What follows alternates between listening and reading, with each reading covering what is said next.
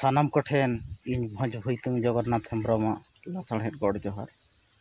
अब भारत रनी प्रधानमंत्री मानतान नरेंद्र मोदी जहाँ किन लई सदर का 22 मार्च हिलो जनता कर्फ्यू हुआ 7टा खन सिंगड़ 9टा हाबी तो ओना को पाले सालास करे बो आंजमेद खान हाहाड़ा के बो बुझे जनता कर्फ्यू दो चेक कना जनता कर्फ्यू मानाव लेखान चेक हुआ तो ओना इदी काते तीनगान दिस हुदिस इन लई सदर तबना भितरी कथा तो जनता कर्फ्यू दो नवा हुयुग कना जनता कर्फ्यू जहाँ पालन लगित और बांग मानाव लगित किन मेनेआ ओना दो अब नितो जहाँ लका नवा सारा धरती और बांग जहाँ ऑल वर्ल्ड नितो थरहरो का जहाँ भाइरस कोरोना भाइरस ओना इदी काते नवा जनता कर्फ्यू दो माना हुयुग लगित चेदा से बांग जहाँ ओना इदी काते को तना घना को सालाय को उनको जहाँ को लैया नुकु भाइरस मिटन नोकान भाइरस कना को नुकु भाइरस दो होय हावा साव दो बांग को तहन कना नुकु दो मिड हर ठेन खन आर मिड हर ठेन को उचड़ो कना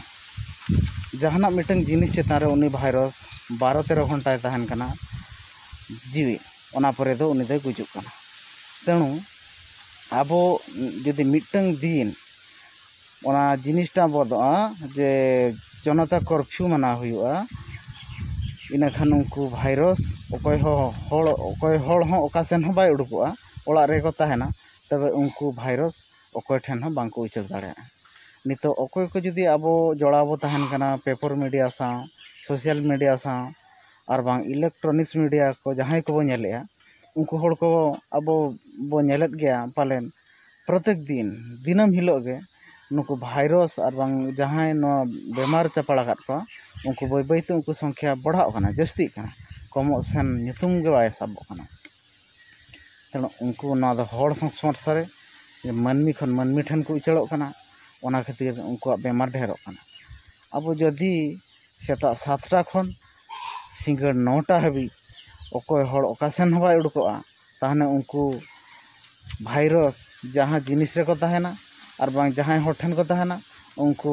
उचड़ बाको उचड़ दाड़े और बांग जहाँ जिनिस रे जुदी को ताहेना जहाँ जिनिस रे उनको टुंडंग काते को ताहेना उनको ओंडे खन गे को गुजुआ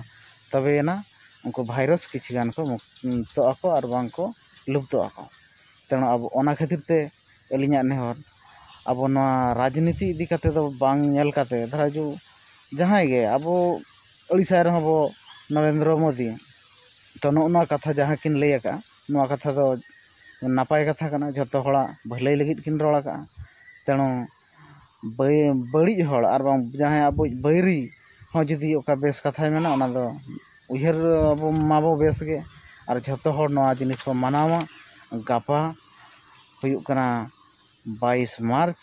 रविवार गापा दिन रे दो अकय हो ओका सेन आलोबो सेनोमा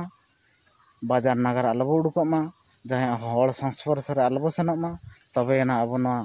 भाइरस दाव खन बो पुचुजुआ और बांखान नवा भाइरस नौका के आस्ते आस्ते ते सारा विश्व माड़ावा जतो हड़ नवा भाइरस रे बो जापाड़ा ना भाइरस लगित ते नित हाबि हो वैज्ञानिक को रान के बाको बनाव दाड़े कावड़ा